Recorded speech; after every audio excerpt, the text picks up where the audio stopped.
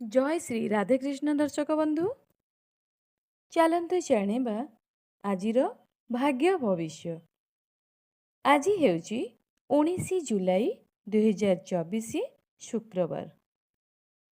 केउ राशि पई केमिति रहिबो आजिर दिन चलते जाणिबा आजिर राशिफल।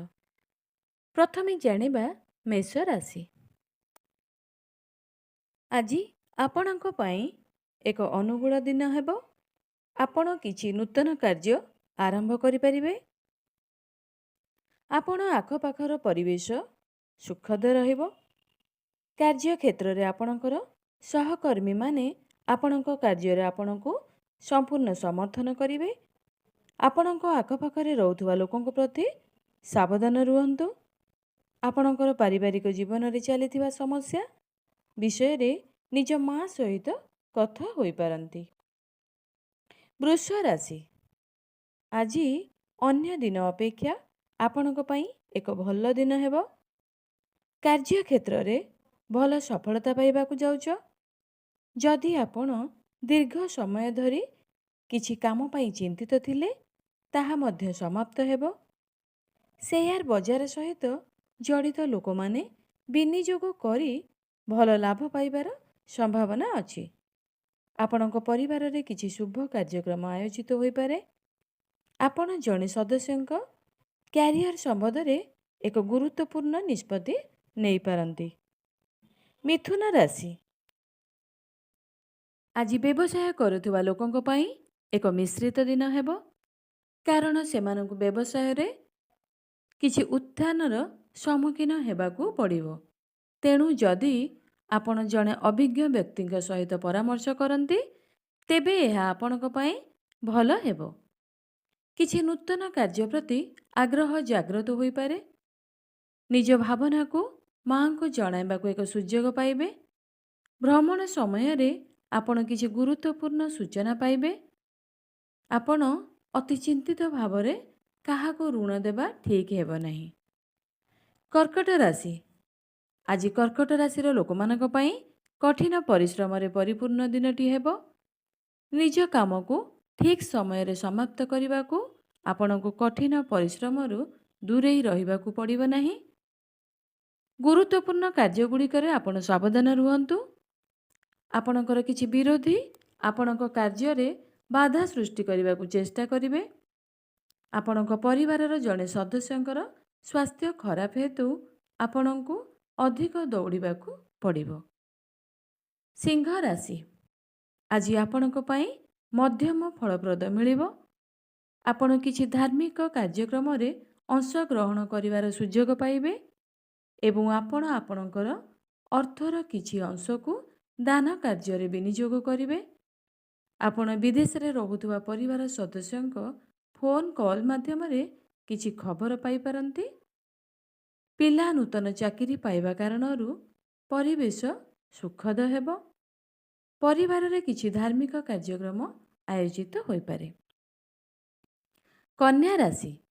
आज आपणक पई अत्यंत फलप्रद हेबो। आपण किछि विशेष कार्य पई बाहर को जाई पारंती।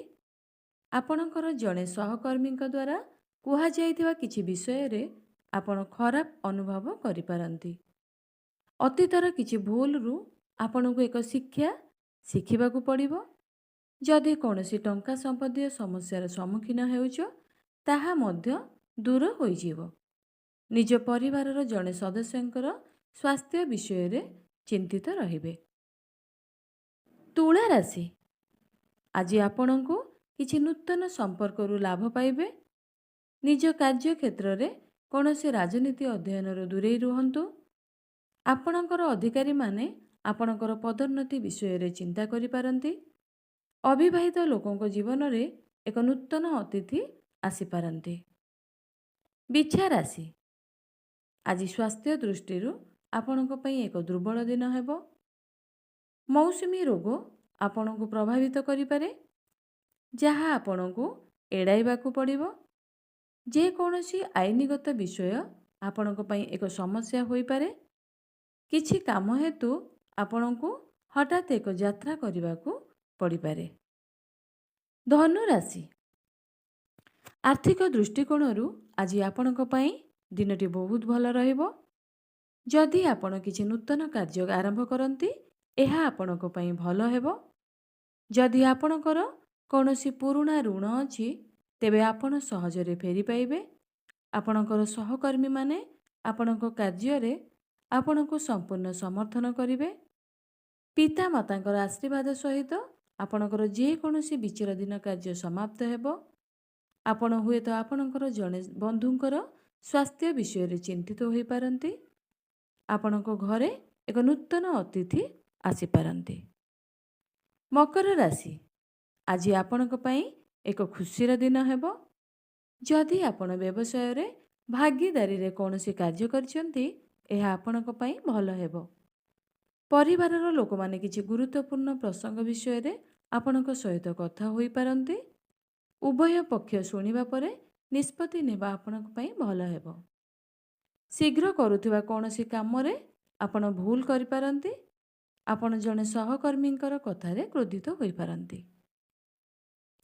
କୁମ୍ଭ ରାଶି, ସମ୍ପତ୍ତି ସମ୍ବନ୍ଧୀୟ ପ୍ରସଙ୍ଗରେ ଆଜି ଆପଣଙ୍କ ପାଇଁ ଏକ ଭଲ ଦିନ ହେବ।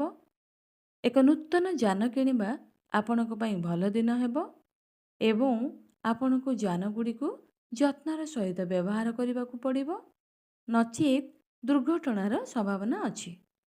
ଯଦି ଆପଣ କୌଣସି ଋଣ କରନ୍ତି, ତେବେ ଆପଣ ମଧ୍ୟ ତାହା ପାଇପାରିବେ। ଆପଣ ବ୍ୟବସାୟ ଯୋଜନାରେ ଭଲ ଅର୍ଥ ବିନିଯୋଗ କରିବା ଆପଣଙ୍କ ପାଇଁ ଭଲ ହେବ। ନିଜ ବିରୋଧୀମାନେ ଆପଣଙ୍କୁ ହଇରାଣ କରିବାକୁ ଚେଷ୍ଟା କରିବେ। ମୀନ ରାଶି, ଆଜି ଆପଣଙ୍କ ପାଇଁ ଏକ ଖୁସିର ଦିନ ହେବାକୁ ଯାଉଛି। ଆପଣ ଏକ ଧାର୍ମିକ ଯାତ୍ରାକୁ ଯାଇପାରନ୍ତି, ଯାହା ଆପଣଙ୍କ ପାଇଁ ଭଲ ହେବ। ଆପଣ କାହା ସହିତ ଅତି ଚିନ୍ତିତ ଭାବରେ କଥା ହୁଅନ୍ତୁ ନାହିଁ, ନଚେତ୍ ଆପଣ ଯାହା କୁହନ୍ତି ତାହା ଉପରେ ସେମାନେ ଖରାପ ଅନୁଭବ କରିପାରନ୍ତି। ଆପଣଙ୍କର କୌଣସି ବଡ଼ କାର୍ଯ୍ୟରେ କିଛି ସମସ୍ୟା ଏବଂ ବିଳମ୍ବ ହୋଇପାରେ, କିନ୍ତୁ ଆପଣଙ୍କୁ ଭୟଭୀତ କରିବାର ଆବଶ୍ୟକତା ନାହିଁ। ଆପଣ ବ୍ୟବସାୟରେ ଇଚ୍ଛାକୃତ ଲାଭ ପାଇବା ସମ୍ଭାବନା ଅଛି। ଛାତ୍ରମାନଙ୍କୁ ଅଧ୍ୟୟନ ପ୍ରତି ସମ୍ପୂର୍ଣ୍ଣ ଧ୍ୟାନ ଦିଅନ୍ତୁ।